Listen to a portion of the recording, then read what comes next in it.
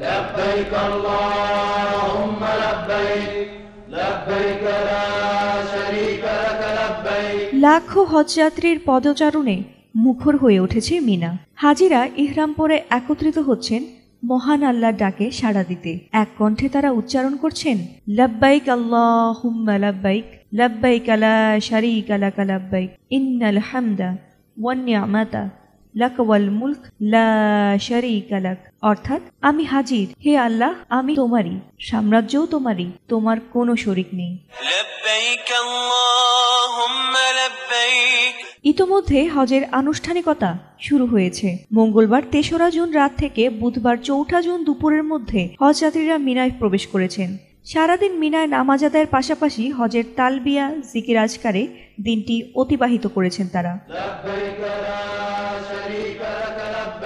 বৃহস্পতিবার ৫ই জুন হজের মূল কার্যক্রম হিসেবে আরাফাতের ময়দানে অবস্থান করবেন হজযাত্রীরা। হজের অংশ হিসেবে হজযাত্রীরা ৮ থেকে ১২ জিলহজ মিনা, আরাফাত, মুজদালিফা ও মক্কায় অবস্থান করবেন। এরপর সাঈ, তাওয়াফ ও দমে শকর আদায়ের মাধ্যমে ৫ দিনব্যাপী হজের কার্যক্রম শেষ হবে।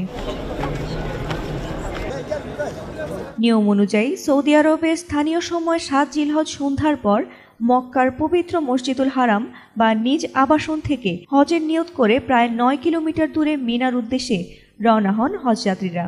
তাদের পরনে সেলাইবিহীন ২ টুকরো সাদা কাপড় বা ইহরাম থাকে। ৮ই জিলহজ জোহরের নামাজ আদায়ের আগে মিনায় পৌঁছানো সুন্নত। সেখানে ৫ ওয়াক্ত নামাজ আদায় ও রাত যাপন করাও সুন্নত। তাই হাজিদের সবার জন্য আলাদা তাঁবু স্থাপন করা হয়েছে।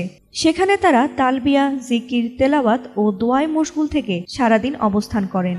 لبيك اللهم لبيك لبيك لا شريك لك لبيك। আজ বৃহস্পতিবার ফজরের নামাজ আদায় করে প্রায় ১৪ কিলোমিটার দূরে আরাফাতের ময়দানে সমবেত হচ্ছেন হজযাত্রীরা, যেখানে রাসূলুল্লাহ সাল্লাল্লাহু আলাইহি ওয়াসাল্লাম তার বিদায় হজের খুতবা দিয়েছিলেন।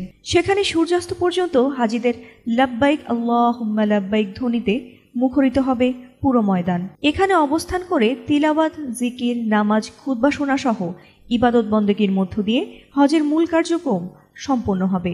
হজ ইসলামের ৫টি স্তম্ভের একটি এবং হিজরি চন্দ্রপঞ্জিকার ১২তম মাসে অনুষ্ঠিত হয়। প্রত্যেক প্রাপ্তবয়স্ক মুসলিমের জন্য শারীরিক ও আর্থিক সামর্থ্য থাকলে জীবনে অন্তত একবার হজ পালন করা ফরজ।